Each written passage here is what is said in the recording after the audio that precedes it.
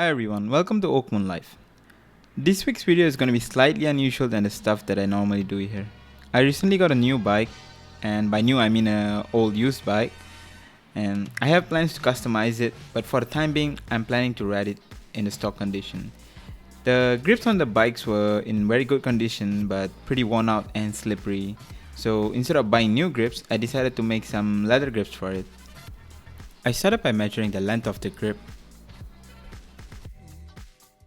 followed by measuring the circumference of the grip using the same type of leather that I'll be using to make the grip with. This is important because the thickness of the leather will alter the measurements. Here you can see that doing the same measurements using a paper gives a different measurement. For my grips, the measurements ended up being 11.5 centimeters by 12 centimeters, so I trimmed out 2 pieces of leather to size.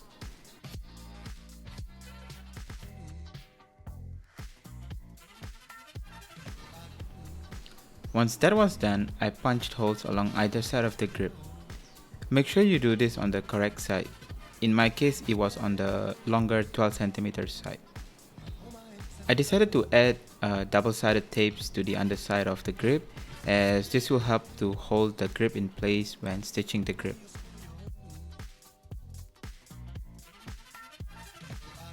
So now it's time to attach the leather pieces to the grip.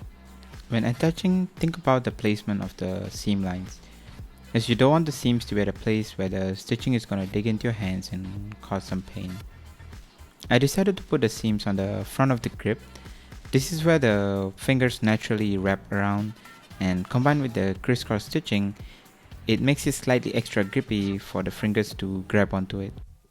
Stitching the crisscross pattern is pretty simple once you get the hang of it. I don't have a quick way to explain how it's done, but I will link some videos in the description that go more in detail on how you can do this type of stitching.